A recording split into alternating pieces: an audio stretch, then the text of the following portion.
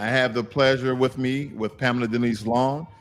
Sister, would you like to introduce yourself? Yeah, happy to. So I'm really glad to be here, Ross. Thank you. How do I introduce myself? Let's see. I'm a seventh generation American. I can trace my lineage back to the mid to early 1800s, still trying to identify two parents by name who were born in Virginia in the early 1800s, and then figure out who their parents were since they were born in Virginia. Wow.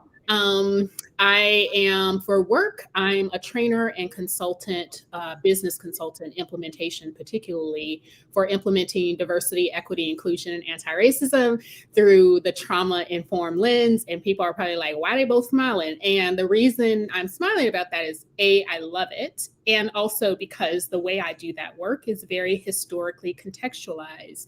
I do not erase the significance of multi-generational Black Americans from my talking points, from the work and the way I do the work around racism and diversity, equity, and inclusion, which I think you see a lot with the way consultants go about doing things. I'm a mom, a dog mom, pretty active in the political arena. I'm a writer for Newsweek and other places. I write about a number of things, and particularly about headlines, politics as relates to the descendants of U.S. slaves, but also from an Americans First perspective, because, you know, we are a founding population of this country. And if we can't be pro-American, then I just don't even understand what patriotism is. So that's me. Wow, that's a mouthful. But I was intrigued. What type of platform is Newsweek if you had to pair it up with something? So Newsweek was a flagship magazine, news magazine with significant readership, back in the 80s before the internet age. And since the internet age, it still has a significant presence. It's considered largely conservative leaning or Republican leaning, I guess. Right leaning, maybe is the better way to say that. It focuses on politics and culture, and it's mostly online now, and maybe even exclusively online now. So you can go to the webpage, including my author's page at Newsweek, and sign up for updates so that you get information in your inbox when things are released. Okay. So, with that said, we should just jump right in here. So we're mostly going to focus on this article you wrote here. Black leaders have sold out our community to the immigration lobby opinion. So my first question for you is, in this particular piece, you argue that the current diversity, equity, and inclusion efforts are detrimental to Black Americans. So could you elaborate on how you believe DEI negatively impacting the interests of the Black community? So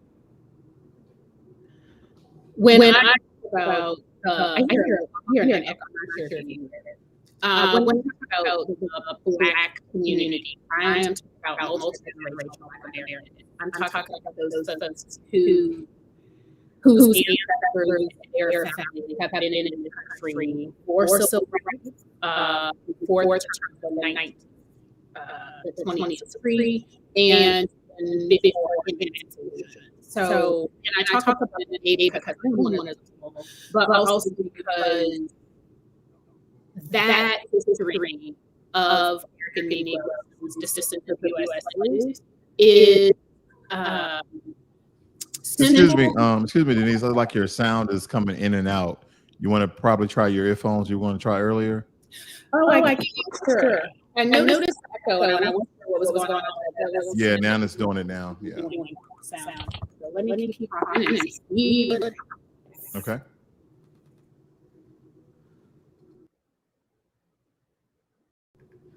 Can you hear me? I can. Is the sound quality better? It's good now. It's good. Excellent. So I'm not sure what you asked me, but I'll say, to answer that question about how it's detrimental, diversity, equity, inclusion, modern day diversity, equity, inclusion really looks at all people and all things being equal. There is no distinction between a person who just made it into the United States versus a founding population of the United States. There's no distinction between illegal aliens and citizens of the United States. The idea is that all things are equal, equal and everybody deserves everything. They equate sexuality and gender identity issues with those issues related to the descendants of U.S. slaves. I think that's a miscarriage of justice. I think that's a bastardization of equality and equity. And so, for me, when we talk about how diversity, equity, and inclusion undermines the Black American community, that's kind of what I'm talking about. And immigration undermines the American community because it creates more competition for all resources, right? People talk about jobs that Americans don't want to do, but the reality is that there are jobs Americans won't do because of the pay working conditions that those Americans are based in. And when we look back at Donald Trump and the immigration enforcement efforts that he made, we saw that those ICE slaves, the immigration and customs enforcement raids by visiting employers, those folks were working in factories, right? They weren't out picking strawberries. They were working in factories in the heart of the Mississippi Delta, where Black Americans were fired from those jobs. They hired illegal aliens for lower wages or similar wages, regardless. And once the raids happened for those 600 plus jobs, Black Americans were hired. So, there's a list of ways that immigration has affected Black Americans. That's just the present day. When you look back at Reconstruction, or at back the higher line details quite eloquently, we see that the European immigrants who came over to the mid-1800s and 1924 didn't feel a sense of camaraderie, sense of compassion, of empathy for the freed slaves. They, in fact, wanted to maintain slavery so that they didn't have to compete for jobs. They alienated our ancestors from participating in labor unions so that they could maintain their position. They coalesced with the anti-emancipation Democrat Party in order to undermine Reconstruction and undermine the political will to make Reconstruction a reality. So there has been a 2 century at least or more. Give me 1 second, sister. The audience is stating that we're getting some more feedback for whatever reason. So it's still an echo of sorts. I don't know if that's me. Let me check on my side very quickly.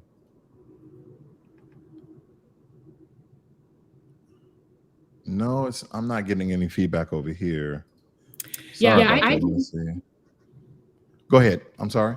Yeah, I can hear it when I'm speaking here. I don't know if you have 2 computers going, because sometimes when those have 2 computers going, both the audios are reverbing off each other. Nope, just my desktop here. So, let me see if I can. Yeah, I have no idea. Let me see if I can cancel that out. Now, thank you. All right. So my dog, every time I talk, he wants me to play with him, and he starts scratching. So, quick question for you.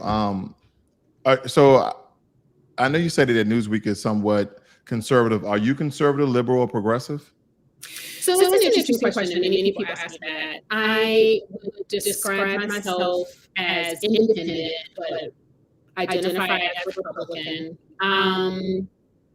It is hard to label me as one thing because I have far left views, like reparations. I have far right views, like immigration regulation and even implementing a moratorium on immigration, closing down the entire border until we get our stuff together.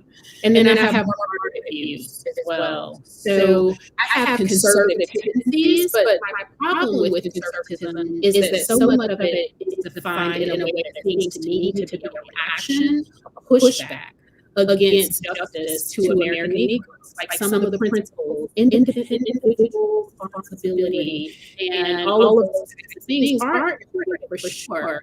But when you pretend that there are systemic factors that have contributed to current circumstances for all of us in unique ways, I think that there's a level of antecedent that I think is just untrue that I can't. All right. What are your thoughts on Ron DeSantis running for president, and do you think his policies that he, have been proposing or maybe put in place are beneficial for Black Americans?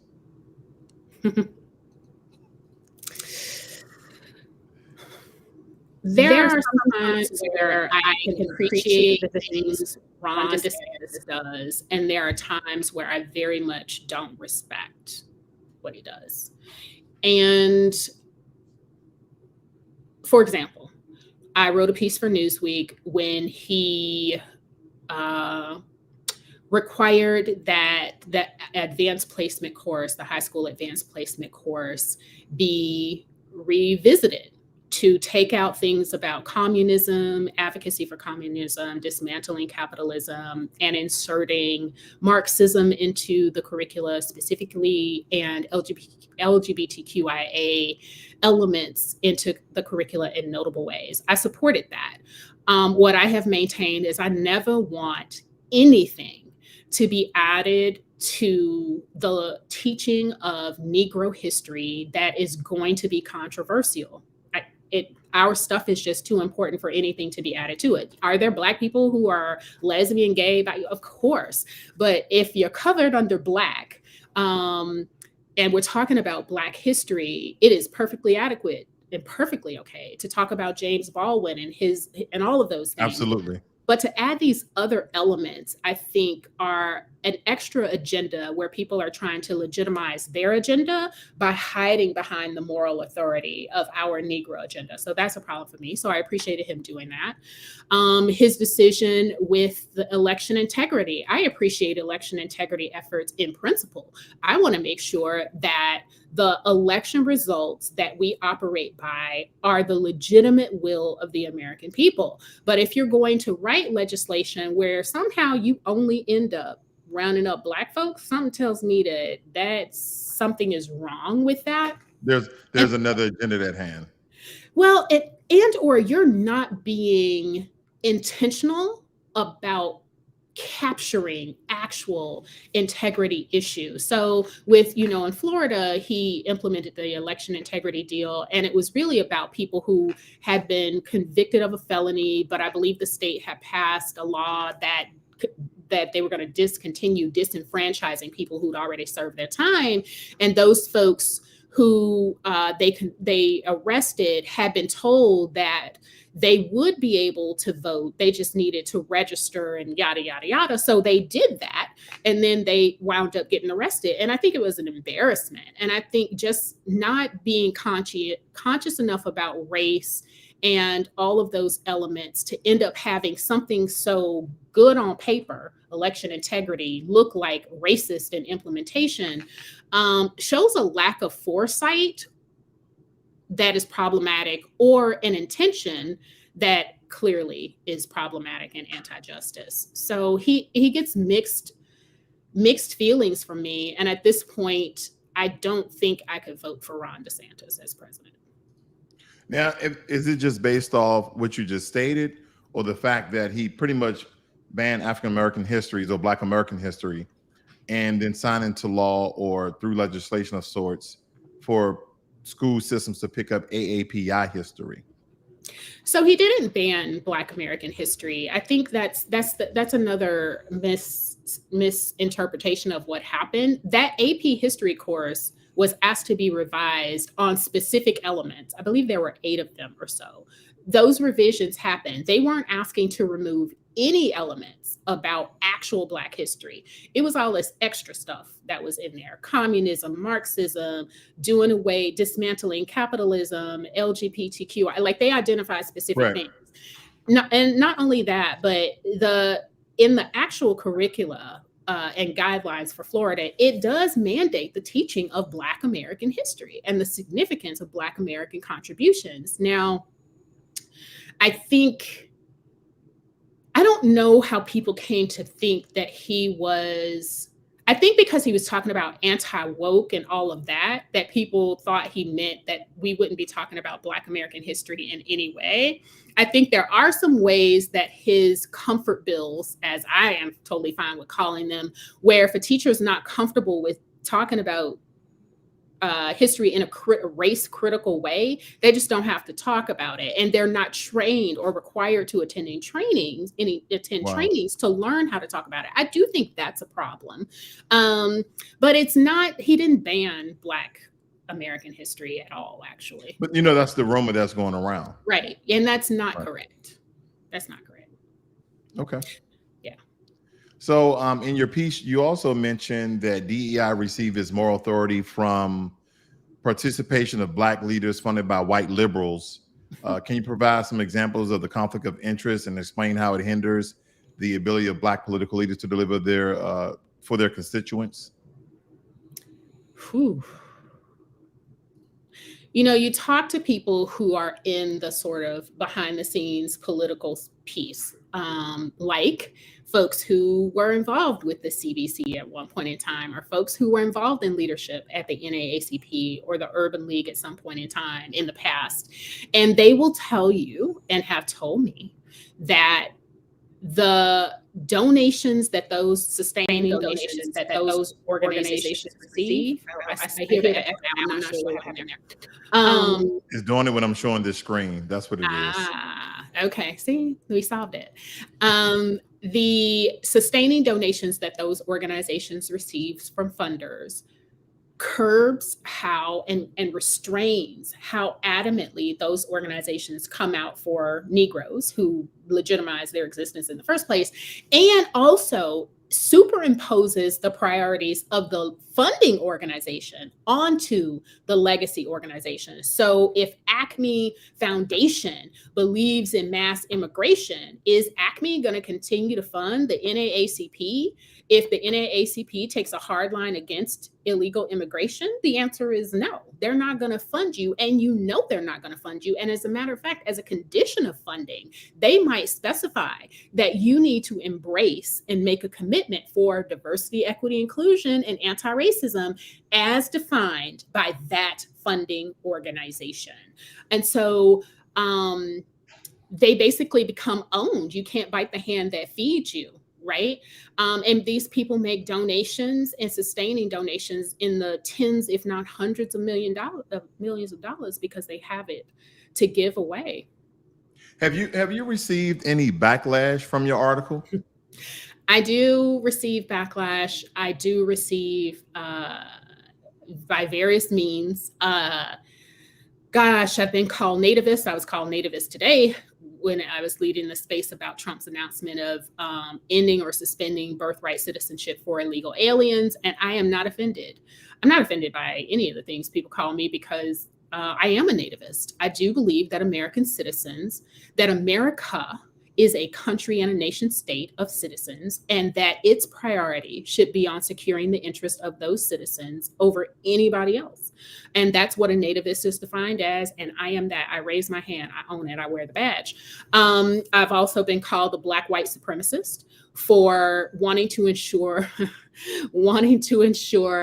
that the descendants of U.S. slaves are carved out as a constitutionally protected special class group, unlike any other group in America. Which I agree. Right. No matter how Black you are not a descendant of U.S. slaves. If you're not a descendant of U.S. slaves, you are not an American Negro. There you go. If you are not a descendant of U.S. slaves, and no amount of my care for you as a human is going to change that reality. And the reality is there are only 40 million of us, right? There are a billion Black people in this world, but maybe 50 million. They try to hide. I go with 50. I'm cool. Some of us don't answer our door. Ooh, ain't that the truth? Right. Because ain't nobody's business what's going on up in my house. Right. So I've gotten backlash, but you know what? I've also gotten lots of praise. And I've seen a shift in the tide of conversation, political conversation, even at the grassroots level, about what people feel is okay to say. Because there are some ways, now, we're super perceptive about things, but we don't say stuff sometimes because ain't nobody listening, because I don't want to deal with these people and all their insults, or nothing I say is going to matter because these people just going to do what they want to do. So there's a way that popularizing and making part of the common like conversation, this idea that we are here as American freedmen, as the descendants of US slaves, to own our legacy and reclaim it without shame and with glory. There's value in normalizing that. And I've been honored to be a part of facilitating that in the small ways that I have. It's part of your article that kind of, just brought the essence of Ice Cube contract for Black America up. And this is a portion here. We see more Black misleadership and how Congressional Black Caucus wasted 4 years disrespecting President Donald Trump instead of working with the leader of the free world to deliver on the economic and political interests of Black Americans. Now, when I read that, it reminds me of how Democrats, other Black people started to demonize Ice Cube because originally he went to the Democrats first with his contract. Oh, we'll talk to you, after, we get into the presidency or not. That's when we'll talk to you after. And Donald Trump, spoke to him. I'm not saying anything turned out, positive from any results, but at least he was willing to talk with him, and he got demonized by the Black community, quote unquote. But most of them are heavy Democratic led. So what are your thoughts on that? Whew, okay, so this might get me some reactions. So I dragged Donald Trump too after some of the stuff that he was saying in his rallies, like hit him upside the head and I'll pay your bail. I could, all the stuff he was saying. It was a little much. It was unnecessary, right? Absolutely. So that turned me off a bit. And there are ways that we, I think, as Black Americans, expect political leaders to be perfect models of propriety, emotional regulation, and all that stuff. And that just ain't gonna happen. I mean, Barack did a pretty decent job that we know of, right? In being that, probably, right. So if you ask the Black community, they'd be like, I don't know what he did for us. Exactly. So I think that many people were turned off by Trump's behavior, his taking out that ad during the New York City case for those what turned out to be very innocent young men, his history that's been Central publicized. Park 5, yeah, thank you. The Central Park 5 and the history that's been publicized about the rentals with his dad and things like that. Right.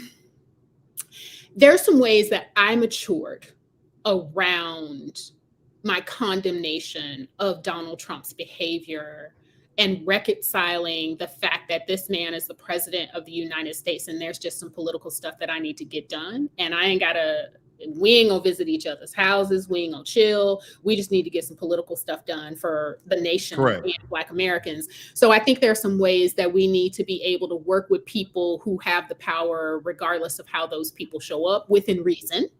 I agree. But I can't think of a circumstance where you should not talk to a sitting president of the United States because that person has the power to make things happen for you or to your detriment. So you need to be up in that room with him or her and having those. I mean, I think in not doing so, let me be very intelligent when I say this, it's dumb as hell. That's dumb not to do so. You're right. And so that's what I was calling out there. And for the CBC to be like, ew, I just, in hindsight, I just think it was kind of, as you say, dumb as hell and kind of silly. And I hope they felt good, better than thou. But in the meantime, there's lots of other stuff that's been happening during Trump's administration. They appropriated the Freedmen's Bank. The lady who used to run La Raza, the race, which look into its history for Hispanics, is now leading the Freedmen's Bank, and it's a BIPOC POC thing now, right? So They have further strengthened the offices of New Americans, which are state level offices that provide basically free stuff to illegal aliens, literally a red carpet. This is what the brouhaha in Chicago was about. And those offices of New Americans are all over the country, in places like New York, where Black folks, Negroes, are struggling on the regular, but they got illegal aliens living in 4-star hotels for free. Absolutely. And, providing childcare, legal services, free healthcare, free phones, just a whole deal. That brings another question to mind. So you criticize certain Black leaders for supporting President Biden's immigration policies and diverting resources from the Black community. How do you believe that these actions are detrimental and bad for the interests of the Black community? As well, what some of the alternative actions you would suggest? Such a good question. So we've bought into this belief as Black people. We're so compassionate. We're so caring. We don't want anybody to suffer, unfortunately. Right. We will light ourselves on fire so other people can be warm, right? We'll go without so so-and-so can eat. And we just need to stop. We need to stop being martyrs for the nation and the world. And I think the Black leadership class has bought into the idea that Black Americans need to save everybody, and that the way to get to equity for us Negroes to get to equity is to coalition with all these other brown people in the world who want to come here, rather than pulling our white countrymen up by the collar and telling them what you not gonna do is revert back to the Confederacy because we already done whoop they ass. So let's not have to whoop yours on top of it, right? There's some ways that we've taken this passive, I'm being bullied, so you other foreigners come help me, when we need to just snatch white people up, as we've done many, many, many times before. So yeah, I think their approach weakens us and makes us more passive than we should be, when we should be assertive, aggressive politically. And anyone who did, for example, you asked about examples, for example, any political party that does not have messaging and priorities for Negroes who are conferred special class, protected class status as descendants of slaves, I think we need to look at how it's possible that for decades and multiple administrations, you have nothing. Or have you committed some kind of constitutional collusion, rebellion, violation? And we need to be willing to adjudicate that civilly and go after people and absolutely cut them off at the knee if they have engaged in any kind of coordinated effort to deprive us of political representation. To have any political consultant said to Republicans, you got to not talk to Black people or Black Americans because you're going to turn off the Hispanics or you're going to turn off the so-and-so. To me, that's a violation of the Constitution. You can have your political approach to things, but to say that you're not going to represent Negroes, I think is a violation of the Constitution, my interpretation. And I'm willing to see that in court. And we should pursue those types of things. Just piggybacking off some of the things you said, because we look at a lot of the immigration or pro-immigration, illegal immigration that comes out of the Biden administration, but you have other organizations that support it as well, like the NAACP, as well as Congressional Black Caucus. And we understand that these organizations, these groups run heavy Democrat. Do you believe that there's some ploy to use illegal immigration for the new voting base for the Democratic Party? Yes. Okay. Okay. Yes. That was easy. Yes, I do. And I don't think it's just Democrats. Oh, you think it's Republican as well? That's a shell game. They point fingers at each other and they have us, you doing it. Yeah, no, it's both of them. Think about this. The massive amnesty that happened in 1986, who was the Republican that did that? Ronald Reagan. Right.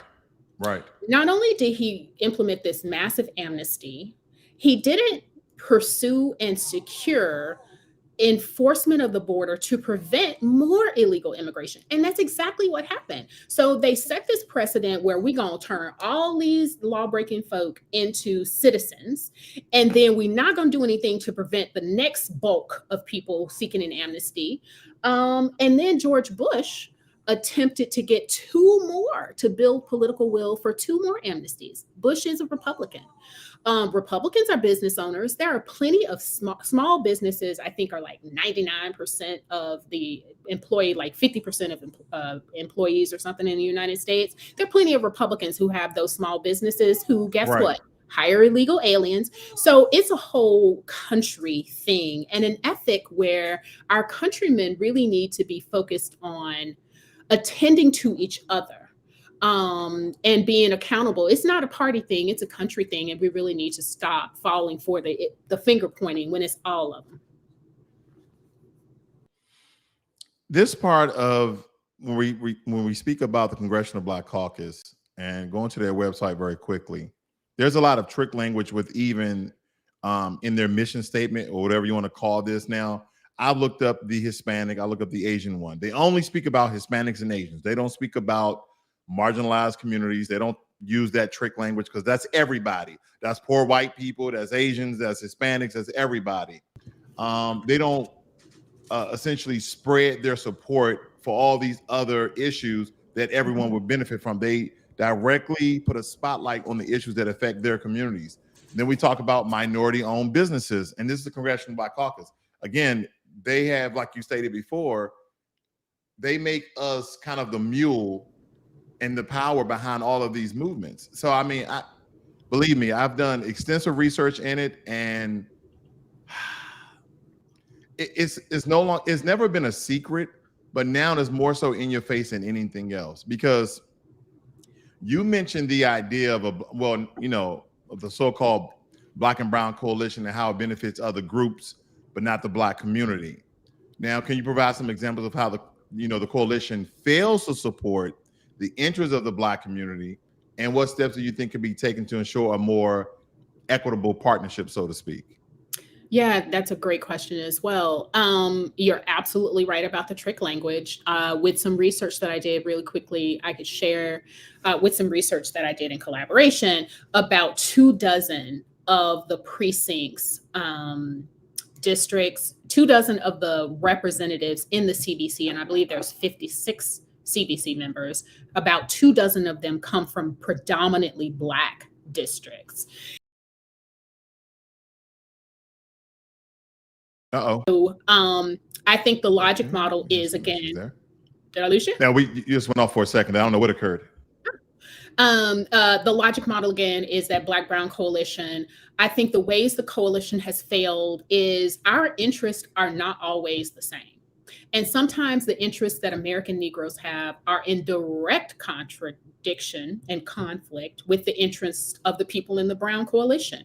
For example, if you pick a place, Venezuela, okay, and you want to get your mom and them over here, and we're saying we don't want chain migration where you can keep sponsoring your family members and so on and so forth, and you becoming this place where people just come in and rotate into the country, that's in direct contradiction with your interests.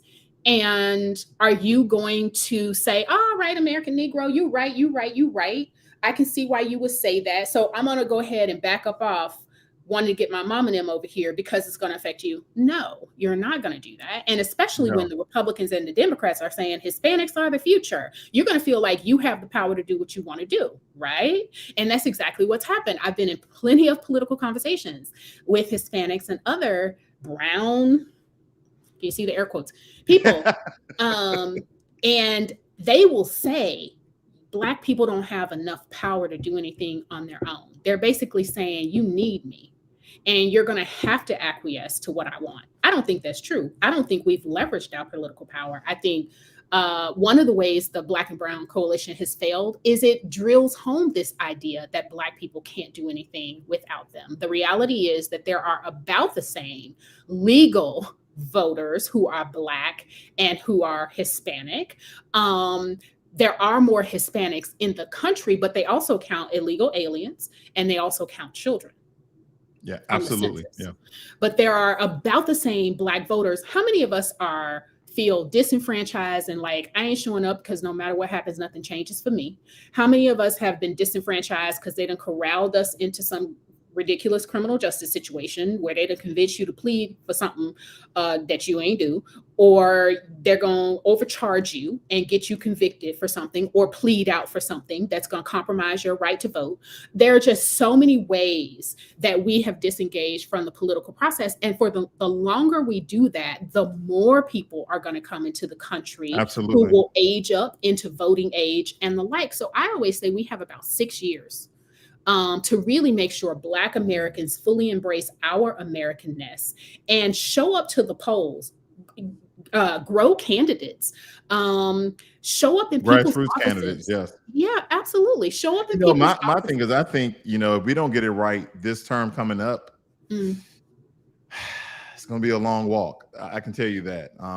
But you did say something about Joe Biden, and to prove you right, you're absolutely correct. Let me pop this up on the screen here. I don't know what occurred here. It's supposed to pop up, but I have the video of Joe Biden speaking about. So let me hide this on the screen. I might have to do a screen share. Give me 1 second here. Now, this is a very important video that a lot of people essentially probably have not seen, but it's very important to see.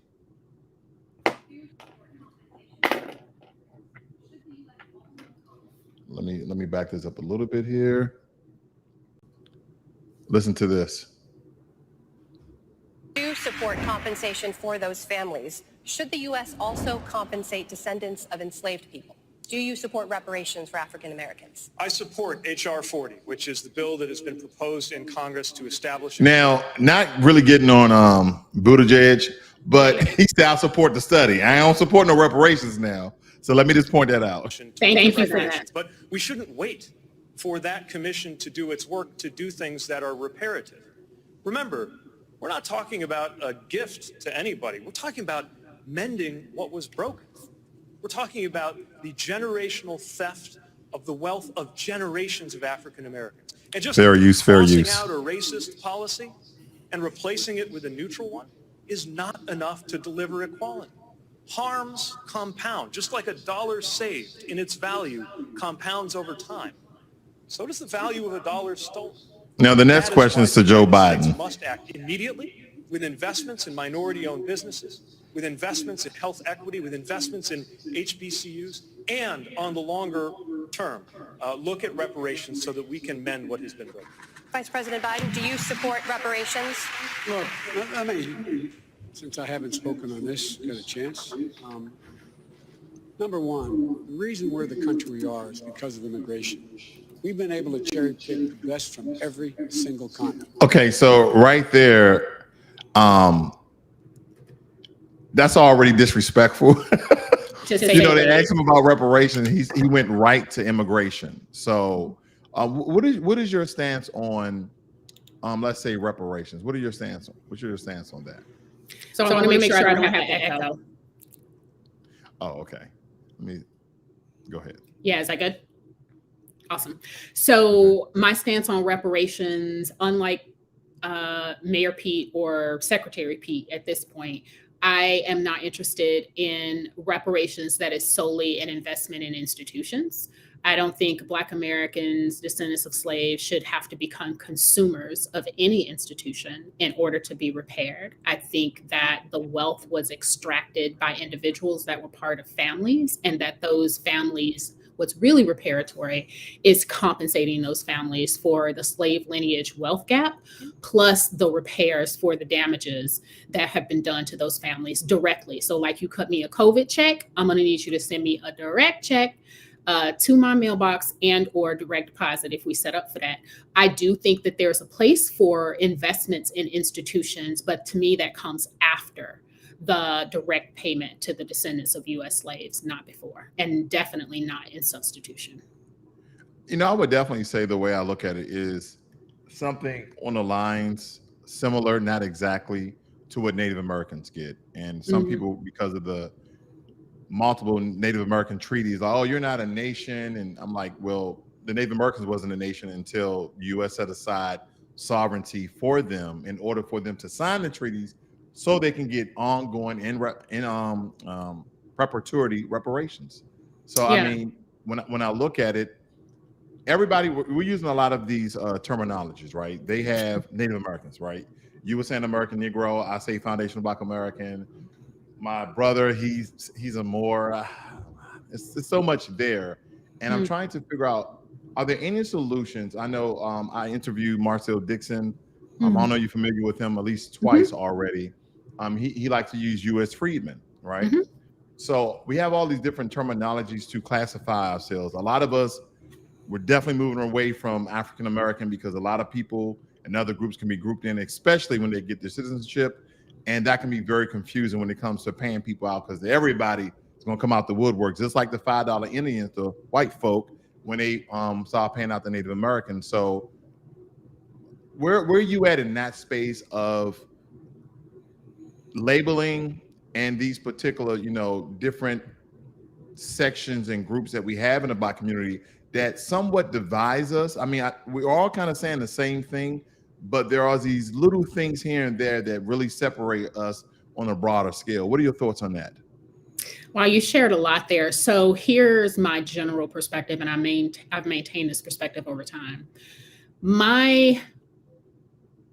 Our names have changed over time in this country, literally, what they call us on paper.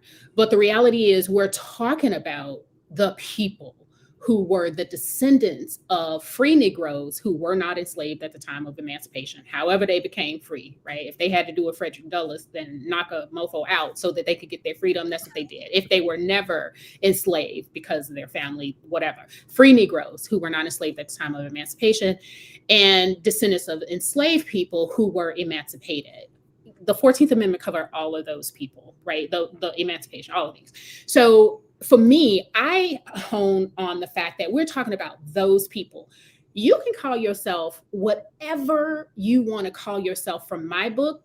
I am not interested in fighting people over policing their language. I think it serves my ego, but it does not serve the purpose of coalition, and my ego ain't that big.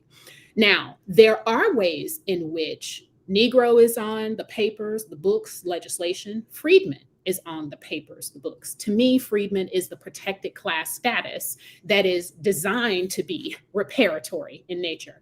But they also refer to us as Black in those debates when you read the congressional minutes. Yes. They also refer to us as Negro. When you read Special Field Order 15, Negro is thrown all up in there. I ain't giving up nothing. When we talk about African American, that was also talking about a time at which, really, when that was adopted, the percentage of people who were immigrants into the nation was relatively minimal. So all those terms belong to us.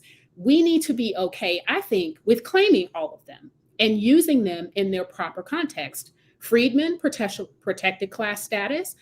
Call me what I want in my day-to-day. I refer to myself as Negro. I use Negro in my writings. I use Black American in my writings. I use freedmen in my writing. I am normalizing using all of it to refer to the same group. So that's where I stand. And I think the feedback that I've heard from people, since I do a lot of Twitter spaces and things like that, is one of the reasons people enjoy coming to my space. And I get various people. I get the folks who identify as Native or Indigenous, right? Aboriginal folks who have ties to Native Americans. I am one of those people. I've known that from family history. I also know that from DNA. There are plenty of other people just like me, right? Not every Black American has that, but plenty of other people do. The freedmen are in my spaces. I even sometimes have immigrants in my spaces who are freedmen supporters. I have all groups in my spaces because what I'm not trying to do is make people kowtow to the way I see things. I'm trying to make sure that we're all focused on repair for those people who are descendants of free Negroes, and the descendants of U.S. slaves. That's what's important. Absolutely. Do you believe that Democrats and Republicans practice white supremacy in some form or fashion in these sort of controversial rhetoric, anti-Black policies they impose? Do they practice white supremacy? I am not evading the question, but I want you to operationally define white supremacy for me. Dominance over a group simply because of their color. I mean, white supremacy has a very large definition if someone goes and ramble about it, but it's basically a group of people based upon skin color thinking they're supreme over another group. And because they're the dominant society around the world, because it's a global system of white supremacy, when we look at, let's say, for instance, Africa, where majority of the countries are dark melanated people. But when you look at who's pulling the strings or who are the puppet masters of those people, you see the system of white supremacy is controlling not only the political figures in place, but also have control over their resources. So when we look at things, whether in America or not, who's controlling the politics, who is controlling the economy, the GDP, all these things. So whether we like it or not, there's always, unfortunately, a group of people, and I'm not saying some sort of small group of people or a cabal, but collaboratively as a group, not saying all white people or white supremacists, I'm not stating that, but there's a large group of people who wear suits who control the mass majority of people through supremacy. And it's based upon skin color. So thank you for that. And I'm glad you defined it. In some of my Newsweek articles, you will see me refer to white supremacy, including naming it as a factor. I mean, if you don't mind me asking, what do you believe white supremacy is? I don't think the presence of white people in itself, or even groups of white people in power, is inherently white supremacy. I do believe that there are a significant number of white people who believe that they have the right and obligation to control political dynamics because they have the power to control political dynamics. And I believe those people have a variety of reasons of why they feel that way. One of them being racial, because they want to dominate racially. And the other being, because I have the power, I'm going to use it how I want to. So a pragmatic approach. So do I think white supremacy is a thing? Absolutely. Do I think it's a small thing? No, I think it's a significant thing. And I think anti-Black American racism and bias is a significant thing, and not just from white Americans, but also from not just migrants, immigrants, and definitely that has white ideology, that has anti-Black ideology. Likewise. Because in India they have a caste system, and there are folks in India who they look like me, and some of them are mistreated based on color as well. So I interviewed Shweta Agra, who is a British Indian who wrote a book called The Black Rose, and was speaking about the colorism that they have in India. And so India is suffering from, massive, large amounts of skin bleaching. A lot of them are addicted to skin bleaching to lighten their skin, because she was stating that, she was a lot darker. She was almost my complexion before she became addicted to skin bleaching to lighten her skin. And then there's all these, clips on TikTok of how Indians are actually skin bleaching their children to be lighter.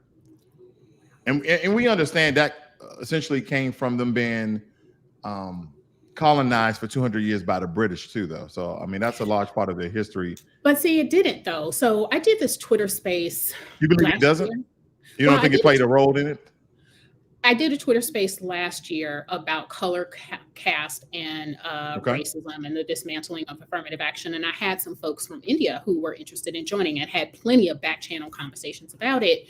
And they clarified for me, and I did my own research on it as well, that the caste system in India, based on the Hindu religion, is 4,000 plus years old.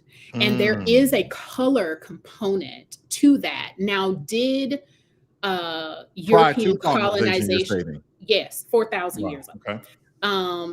Now, did colonization by Europe and Europeans' sense of supremacy in their own skin color and presence influence that? Probably, right? It's hard to probably was the catalyst. Yeah. But yeah, they already had a caste system, so it was easy enough to layer on, and a quite discriminatory one, even till today. And they continue to talk about it. So it was easy to layer on the color element to that as well. Wow. The term woke. Do you believe that, especially, your friend, your buddy, I'm just kidding, Ron DeSantis, do you think that's a trope word that he's using in replacement of, pretty much talking about Black people? I think for some people, that's the case, specifically. I think for some people, it's anything that I don't agree with. I think for some people, for others, it is a legitimate pushback against some of the crazy social change that's happening right now, such as the idea that a man who thinks he's a woman is a real woman and has the right to invade women's spaces. The idea that children who are 2 years old have sexual choice, including the ability to make choices about sexual contact with adults. The idea that that the U.S. is beyond borders. So I think there are some ways that the pushback against the liberal agenda is legit. I absolutely disagree with the bastardization of our legitimate social justice rally cry of stay woke. And whenever I'm in conversations with people, and I talk to plenty of white folks, I talk to plenty of all kinds of people, personally or professionally. If they ever go into using woke in that way, I call them out and tell them that I don't use that term in that way. And I would appreciate if you don't bastardize it in my presence, because under no circumstances is stay woke or woke actually a negative thing. Whether you're a lefty or a righty, I don't want to hear it. I do agree with that.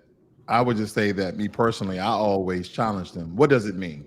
Oh, absolutely. 99.9 of them have no idea what it means. They think it's talking about LGBTQ and all this. All that has nothing to do with any of those things.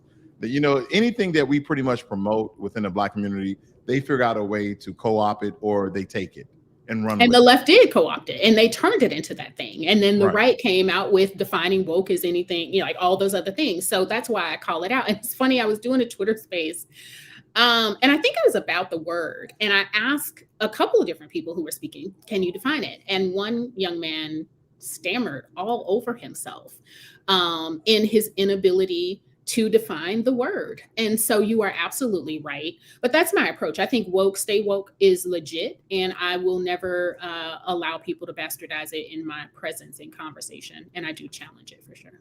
Absolutely. Now, this piece you had in your article, DEI industry is selling us out to an intersectional coalition that demands Black elected officials kiss the ring of migrants, the LGBTQIA plus alphabet community, and various other people, I added that in, of color, while giving nothing in return for our community. For us to get anything as Black Americans, we have to get our political agenda approved by illegal aliens, sexual minorities, and new Americans. Can you go a little bit more in depth about that piece? So I think that's that whole, minorities against white people thing. And there can be no oppression Olympics sort of theory of change, which is that in order for us, which is brown people and everybody else who's considered a minority, an aggrieved population, in order for us aggrieved people to win, all of us have to coalesce and go against white people, right? Straight, Christian, heterosexual, like white folk. And so when I talked earlier about how, in having conversations with immigrants and Hispanics in particular, how they take the posture that, well, since we have so many numbers, you can't do anything without us.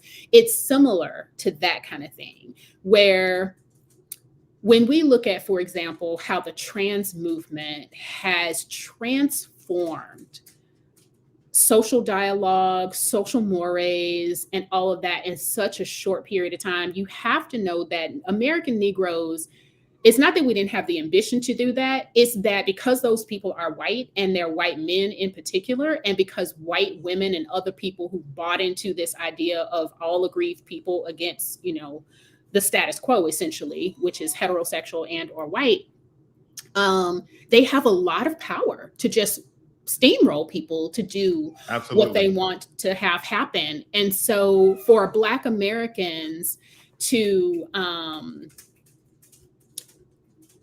be seen as not Black white supremacist, we have to we are expected to, because we don't have to, we are expected to rubber stamp all those other special interest groups and their agendas. Otherwise, we're called xenophobic, transphobic, and all the other things. And All really, the other things. it's not even about that for me. It's that freedmen, descendants of slaves, all the things have a unique place in this country. And I don't care who you are or what you've been through, you can't hold a candle to that. And we should never allow you to position yourself as co-equal to that. It's a detriment to what we are trying to accomplish and the way we need to secure our own legacy in this country. And if that makes me phobic, then I think you have a definition problem, and perhaps you have a moral character problem for trying to actually steal equity from the descendants of U.S. slaves. I hope that answered your question. No, you did. It just kind of makes me think of, are you familiar with Cori Bush? Yes. And also, are you familiar with the House Resolution 414? And United States has a moral and legal obligation to provide reparations for the enslavement of Africans and its lasting harm on the lives of millions of Black people in the United States. Now, already the title just throws me the wrong way, okay? But most importantly, go ahead, I'm sorry. I agree. Oh, and most importantly, you know, I'm tracking it, so to speak, but I don't really want it to pass because of some trick language that I found down here. It's quite a bit of it, but this in particular, this paragraph here, whereas to meet the international legal obligation of reparations, the federal government must compensate descendants of enslaved Black people and people of African descent in the United States to account for the harms of chattel slavery, blah, blah, blah. What are your thoughts? So I came to the reparations movement domestically from the international reparations movement. Somehow, many, many years ago, I found myself in the international UN space related to women back when Obama was doing his thing with that.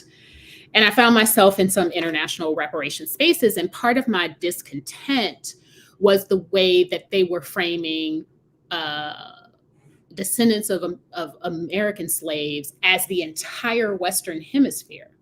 Wow. And I kept going, well, who are we talking about here, right? So, because to me, when I talk about reparations for CARICOM, which I supported when it first came out, I'm talking about CARICOM. I was like, yes, get that money, get that repair, get the whatever you get. I'm gonna support you in that. From Europe.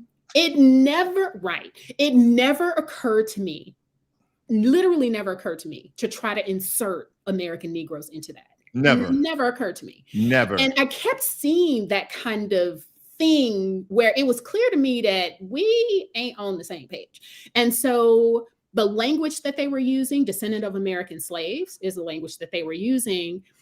It had a meaning that it didn't look like it had and didn't work for me. And so when the whole movement happened around American descendants of slaves, I was like, absolutely. And I was never part of the organization. I'm not a joiner for the most part, but I certainly knew about it. And I forget who invited me. I took to it early on because it was clear to me that what was happening internationally was going to be a theft. And those people have a lot of power, And so my thought on Cori's rendition of HR 40 basically is she's been the most honest one. She didn't put it on paper. We want reparations for the descendants of Black people, the descendants of enslaved Black people, and reparations for Africa. She's been the most honest one of the people in the US, the CBC.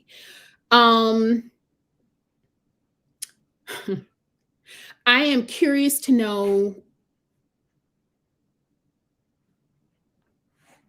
I don't want to say too much about legal argumentation because I don't like giving stuff away. I have some nuanced thoughts about that. What I will say is in no way should the diaspora, and when I speak of diaspora, I'm talking about people outside of the United States, should they ever seek to steal from the descendants of US slaves? And far too often, and I just disrupted, and I do that a lot, I just disrupted a Zoom meeting and I asked the question, why are y'all not listening to us when we are telling you that you're coming over here and talking about African reparations is harming our reparatory momentum that the grassroots really got started. Because I can tell you right now, Yeah. I'm a doer. I get stuff done. I tried to join NARC when it was doing its thing, and I found out about Well, them you in the know why you international couldn't space. join now. They never responded. They continually recruited me and had me sign letters to be on the email list. In Cobra, no. same thing. I never got information. They weren't active, is my point. They weren't active. Okay. And so once the momentum got started domestically with the grassroots people, then I started to see them doing a lot more. So they, in some ways, co-opted the momentum from the American descendants of slaves folks, the people who were going about getting reparations reinvigorated at the domestic level. So does America as a country owe anything to Africa? I don't know. It's not my fight right now. And what I'm seeing is that Africans seems to be intent on stealing from us rather than seeing that our precedent for reparation is a precedent for other people. Does Britain owe stuff to Africa? Yep. Portugal? Yep. I can definitely declare those things. But none of that requires them shoehorning to our repair and trying to take any portion of what we deserve. That's all. Well, I mean, you very intelligent lady. I know you know why. It's because we're getting closer to the bag. Right. And as we get closer, they see this, and it's either out of jealousy or want to be grouped in just to get, opportunity. It's opportunity. It's opportunity. Absolutely. And that's what I noticed in the international movement is that, first of all, it was very disjointed. And I don't like that. I'm also a process person, and I like to be really efficient and get things done. Like, I'd like to mark things off. It's very disjointed, a whole bunch of talking. I don't like a whole bunch of talking. Like, where we're trying to go, okay, these are the steps that we need to get there. Let's get about the business. We'll check in a week. Like, I need process. And it was just a bunch of talk, and I don't need talk. I need movement, action. I need steps. And I wasn't seeing that. But and it really was the ADOS movement, as far as I can tell, that really reinvigorated and reignited the domestic reparations conversation in the United States. Once that started, then I started to see more organization from even the international community and what they're doing now. And when I tell you these people are powerful, because I'm still involved in some ways, and of course, I keep it 100 in every space that I'm in, whoever I'm talking to. I keep saying, even in those spaces, how is this going to affect the descendants of U.S. slaves? Let's be mindful about, right? But those people are powerful. There are folks who contact working groups to advise them on policy in the U.S. government at the highest levels of government. So Pan-Africanism has a significant weight and hold on the imagination of leaders. While we want, and I'm going to say this really quickly, just as an advice, and I've said it in other spaces, for Black Americans, freedmen, all the things, who are descendants of slaves, who are interested and able to navigate in those kinds of waters. And what I mean by that, it's a different space. The international space is just a different space. For those who are interested in operating in those spaces, you need to be there. Because there are conversations that are happening in those rooms. I think the UN they have a UN meeting on tomorrow, I think. You need to be in those spaces because significant framing of message and legitimizing of organizations is happening at the international level. And it does indeed trickle down and ripple out from there in some ways. Do you know of any political candidates that you see that can be beneficial for Black Americans? I mean, I'm pretty sure there's a lot of grassroots, ones that we never essentially heard of, but what of any of the big names out there do you believe?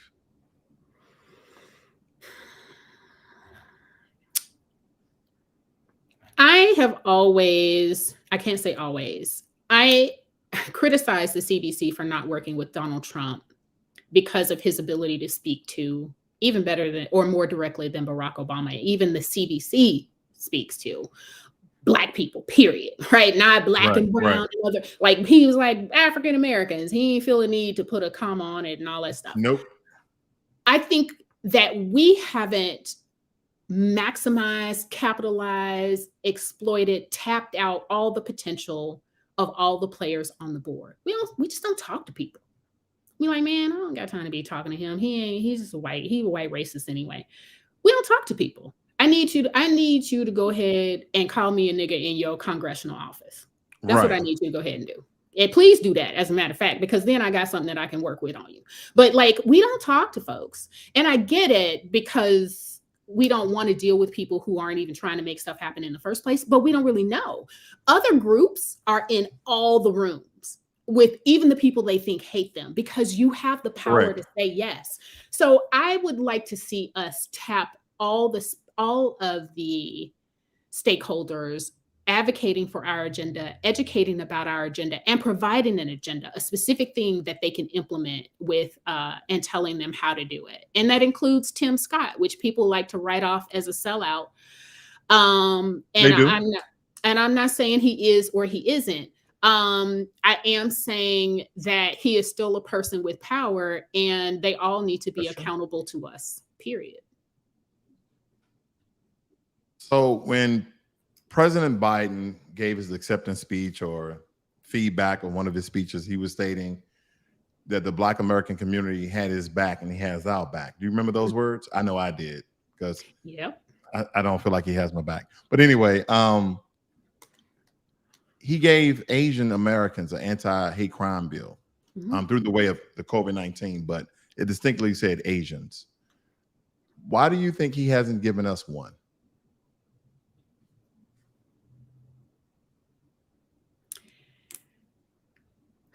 Well, the easy answer is white supremacy, right? And I'm not saying that's not a factor. That is the easy answer. And it's not necessarily wrong. I do think there are ways that,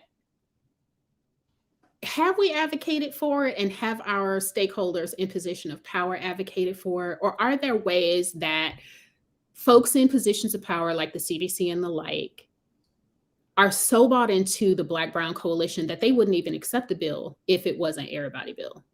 Right. And are there ways that we accept scraps and piecemeal stuff instead of a solid bill that addresses a thing? And are there portions of the American population, white and other, who require that political stakeholders not provide directly to the descendants of US slaves? And I talked earlier about if folks have colluded to deprive descendants of slaves of representation. And when I say that, I'm not talking hyperbole. I'm literally talking about identifying any organizations that in any parts of their platforms, or candidates in any parts of their platforms or public statements or any leaked documents, demonstrate that they are intentionally withholding representation from the interests of descendants of slaves. That's a lawsuit. And I think we should be willing to really go after people in all the ways, including petitioning. I'm sorry. That's fine.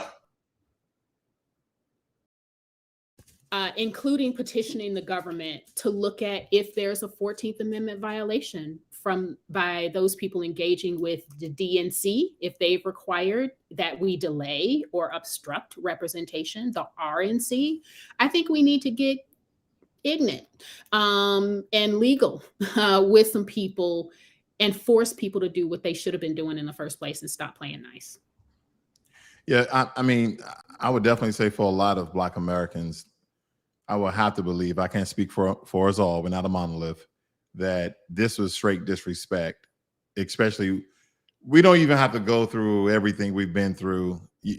Everybody knows. So yeah, but when we talk about this, it's kind of a smack in the face, especially on one hand, you say, oh, I have your back. And on the other hand, immigration, I'm pro-immigration, not in damn near anti-Black in a sense with your policies. Right. And you see the damage that it does. And what's funny is, I know I'm jumping around a bit here, but he allowed massive caravans to come inside the country. They had a sort of catch and release inside of America. Did you hear about that? Yeah, I mean, that's what's happening right now. Essentially, that's Right. why people are turning them in. They're not turning themselves in. They're not even running anymore. They're just Right. And then, non-citizens can be police officers, go to school. I mean, there's really no benefits, in my opinion, and it's probably one or two, of being a U.S. citizen other than getting a passport. I mean, you can go to school, you can be a police officer, you can get an ID card, you can definitely work for the illegal, Southern white men who are hiring you on their farms and their manufacturing plants. I mean, did I say that? My bad. I mean, tell it, call it, tell it, Yeah, tell it. yeah. So there are benefits. Okay, so let's reel back our irritation. There are definitely benefits to U.S. citizenship. Okay. So this thing we're experiencing right now is an administration-specific failure, not even failure, refusal to actually implement laws in the book and gain operational control of the southwestern border. That's a temporary thing. Your citizenship is forever. And if you are a descendant of U.S. slaves, free Negro, descendant of free Negroes, right? The freedmen people, that's for the rest of as long as you keep producing descendants of Ross, that citizenship goes with you. Correct. The same cannot be said for illegal aliens who come into this country as America wakes up to the invasion that is underway. So there are definitely benefits to citizenship. Right now, there are some unequal protections and unequal resource allocations that are happening toward illegal aliens. I frankly think, once again, Black people are so nice that we'd be like, well, if you're doing that for them, you need to do it for me too. I want you to stop doing it for them and do it for me. Can we say that and not feel We definitely can say selfish? that. I don't know that's how what many Black folks Chicago's are willing saying. to say that. Chicago's speaking out, finally. They are, and that's a good thing.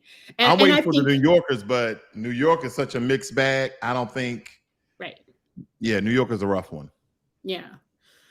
So there's definitely benefits. And I know we've been through so much. And it's like we follow the script. So, we do the education thing. We try to keep our noses clean. We take care of our families. We, like all the stuff, right?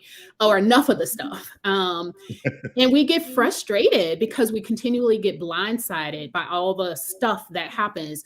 But we need to lean into our Americanness and again, be willing to beat the brakes off of anyone who gets in our way. And we need to leverage the hell out of all of the legislation, constitutional amendments, all the things, and understand those things. Because there's stuff I'm learning about still. Ain't nobody mentioned none of this stuff to me, right? Nope. Earning a doctorate degree and did Black history for study and all the things I ain't never heard of. A lot of the stuff that I'm continually finding out now. So we need to lean into our legacy, teach our children about it, and carry that stuff with honor for the rest of our days. And really, when I say beat the brakes off of people, I mean, we're going to have to I mean that literally, but I mean, in all the ways that force people to comply with the legislation that's on the books, that people had the forethought and the courage to put on the books for our protections, we need to leverage that stuff in all the ways that we can. Well said. Is there anything else like you will want to cover or speak on behalf? Well, I've really enjoyed the conversation with you, Ross, and thank you so much for having me on. I would say, yeah, I've enjoyed it. People can follow me on Twitter. And when I say follow me on Twitter, that just means I'll probably end up having a conversation with you and all the other things. My Twitter handle is P Denise Long, first initial. Yeah, you go. We might have to take that off for the echo. Yeah. And I write for Newsweek. You can find my author's page at Newsweek when you Google me, or you can go to my Twitter page, and then there's a link to my Muck Rack for journalists. I write on Medium, which you can also find on Muck Rack. I would just encourage Black Americans to, and I know I keep saying this, but I really mean it, lean into our Americanness. This country is ours. 100,000%. Blood, bones, sweat, equity is ours. Don't let anyone convince you otherwise. And I've been tired, trust and believe, before. And if you get tired of the fight, just tap out for a bit and tap somebody else in, because there's plenty of people in the fight now. And I think we've learned enough and have seen enough to make sure that we wrap it up and that we stay in both offense and defense mode for ourselves and for the rest of our progeny from these days forward. So this one last note, and we were speaking about the different labeling and terms that we use. You know, the one that's far removed for me is African American. And I have so much with that, but I'll just leave you with this one piece. We don't go around calling white people European Americans. Just call them white or American. And that's when I agree with leaning towards our, you know, being strong within our American versus using terms that connect us to a different place, which other groups, the dominant society, white people, do not do that. They just have white on the census.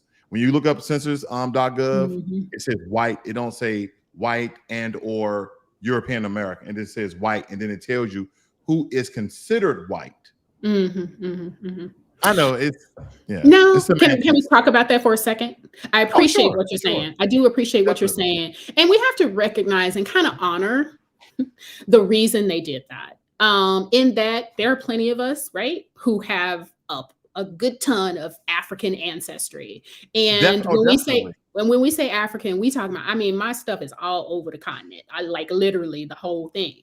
And so can I identify as being one thing? I can't. So they assigned the whole continent to these folks who were the descendants of US slaves and free Negroes, because you could not identify at that time with one particular continent. So I look at the historical rationale for it. And also at that time, there was this, what did they call it, Ross? Cultural disconnection or deprivation or something kind of theory. I think it's cultural deprivation theory, where they were looking at Black Americans and the fact that we didn't have a culture or homeland. But again, look, we were looking for home somewhere else. So, right, exactly. So I honor why they did it. I also want to own it because they got stuff on the books that belong to us where they put that name on it. That's really why I want to own it. And because there's a connection to Africa. That's legit. But that don't mean that Africa gets to step into our reparations. That doesn't mean that I am less American, right? And I think we just have to be able to hold all those truths at the same time. I think for me, when I was saying, you know, I get into those conversations and I'm playing within semantics, right? So we go here, census.gov, and you look up white, a person having origins in any of the original peoples of Europe, the Middle East, or North Africa.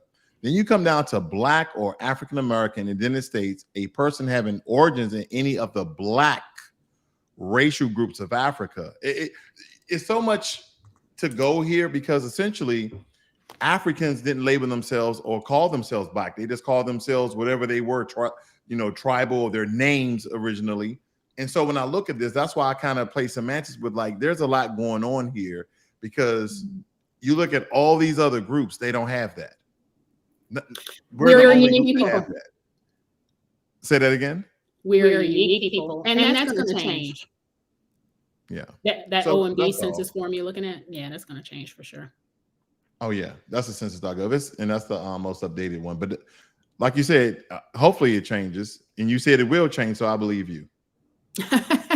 It has to change. If it doesn't change, there's going to be some problems. So yeah, because I don't get that. That'll start a whole nother conversation about Hispanics labeling themselves as white and allowing it, but then when you say white alone, not Hispanic.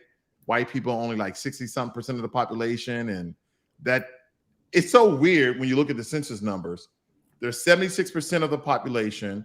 Then when you come down and say white alone, they're only 76% white alone, not Hispanic. They're 60-something%. So that means that the number of Hispanics actually is more than 19%. So that's about right from the data that I looked at, because the data that I looked at had Black Americans at 15%. But remember, when they count Hispanics, they're also counting illegal aliens, and there's a lot of them, and they're counting children. And when you say illegal aliens, right? Are they that's more of an estimation because they actually don't know. Well, the census counts people in a household, period. It is an estimation, and I forget how they Because if you're make illegal in the country, educated I'm not guesstimates. answering the door. That's all I'm saying. Right. Yeah, but a lot of illegals also live with their legal family members. Okay. That's It kind of gives them cover a little bit. Yeah, there was a poll, there was an article that came out in between 2018 and 2022, where they were asking people about their Hispanics, about their household. And they were talking about, they were able to estimate the number of people who have an illegal alien in their household. Wow. And it was pretty significant. Okay. Millions. Oh, definitely. I Yeah. know. I live in Texas, so yeah. Yeah, and Texas is a whole nother interesting thing. You think when you go into Texas, you're gonna get cowboy hats and shotguns and pickup trucks. No. You're gonna get lots of Hispanics, depending on which part, lots of Indians and or other like Chinese, Asian, and the like. Definitely a lot of Indians. Yeah. Definitely. Yeah. It's an interesting place. The only thing I guess I have, a problem with people from other countries is they left their country to come here for whatever reason. Fear of persecution, more opportunities, more land, the ability to live better. Then they talk about America as though it's some shit country, but you left your country and you're staying here. You won't go back. So yeah, like I said, I have so much that I don't want it to grow to something to be something so demeaning of other people. But that's always heavy on my heart because I hear other groups saying America is this and American, is that. And I'm just like, well, you can just fly back. No issues. I think a lot of people hate the United States. I think a lot of people are here to take what they can. And I do believe there are people are here to cause problems and to destroy America as we know it. And there are people who are here because they feel entitled to what we have to offer because they feel that America has wronged them in some way. Well, thank you, Denise. I do appreciate your time, sister. Lots of information you're giving us. And hopefully we can do this later sometime in the future. I do appreciate your time, though. I'd love to come back, and I've enjoyed it. Thank you so much. All right. You have a good evening. You too. Take care. Thank you. We're out.